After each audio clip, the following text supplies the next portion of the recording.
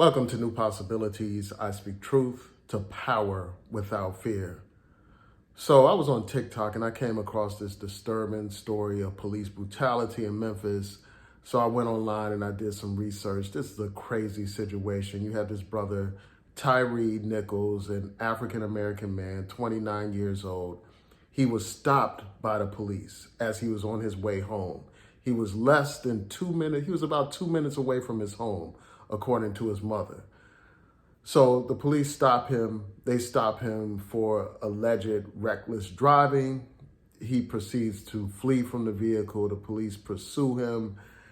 They catch him. They pepper spray him and they stun him with a stun gun. And they proceed to beat this brother like a human pinata, according to these reports, according to the statement from one of the family's attorneys who actually viewed the videotape.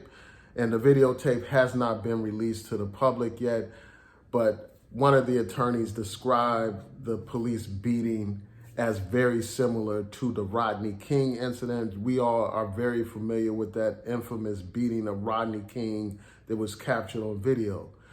So these officers involved are all African American as well.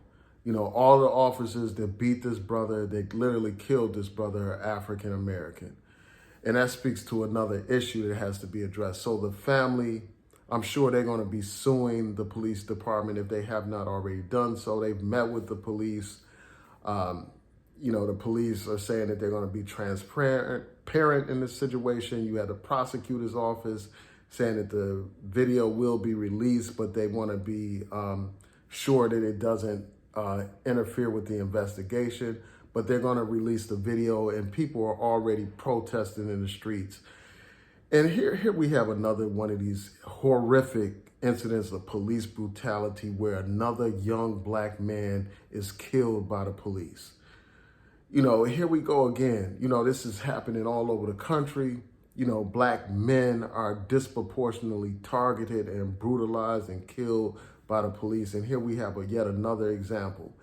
And one of the things that's so sick about this situation, you know, that makes this situation even more disturbing is the fact that all of the officers that were involved in this horrific tragedy are African Americans.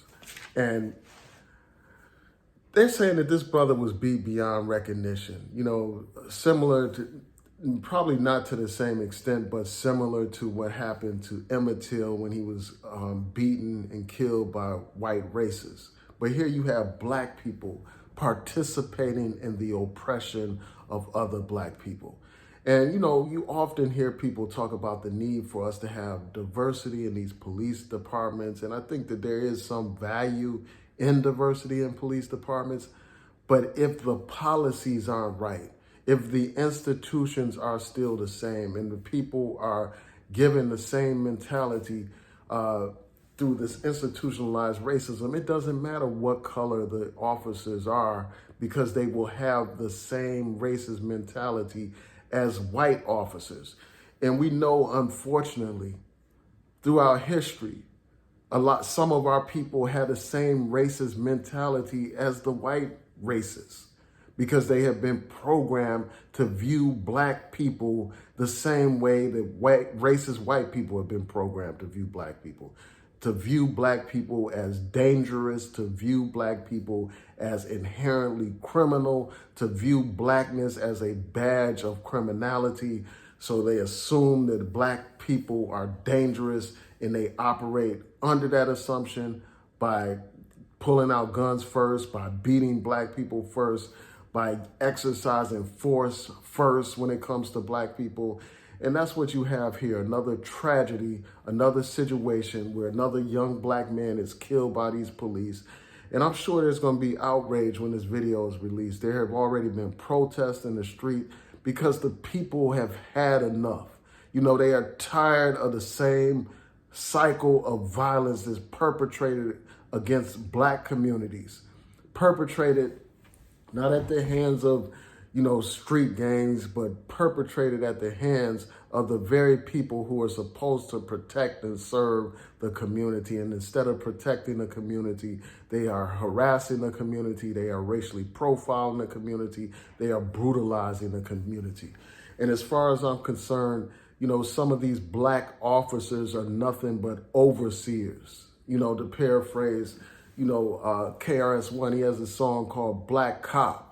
And these people epitomize everything that this brother was talking about, where you had a black overseer, overseeing the plantations and brutalizing people and basically doing the bidding of his white slave master. And it's just a shame that we had this situation. So even the police department, after they conducted their own internal investigation, they found that these officers used excessive force, and they fired these officers. And I'm glad that they are no longer serving in the police department, but damn it, that's not enough. More needs to happen. These officers need to be prosecuted to the full extent of the law. I want to see this videotape.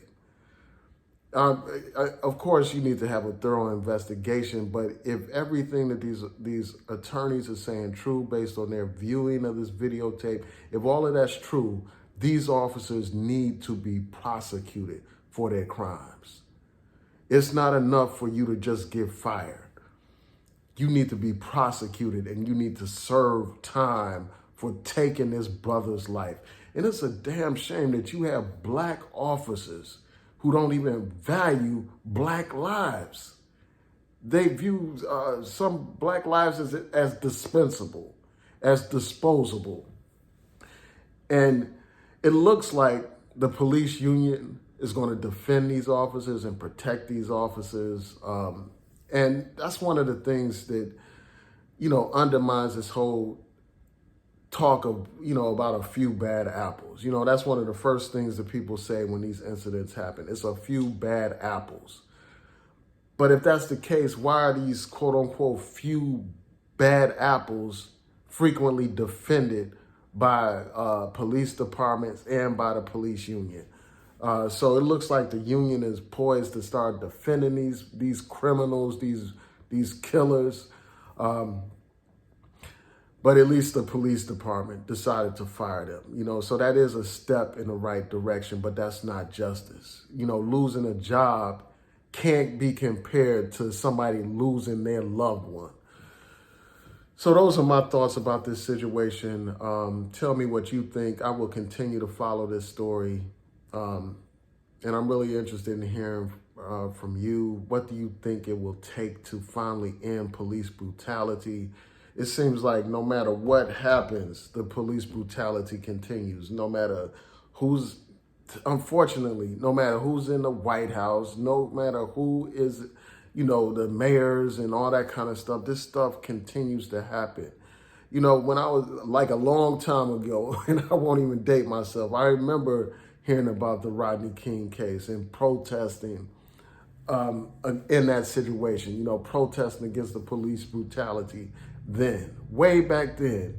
And here we are today, and we're still protesting and marching against the same ills and same problems. And it's a damn shame. So anyway, please rate, comment, subscribe, like the video, share the video, and tell me what you think about this situation. Peace and blessings.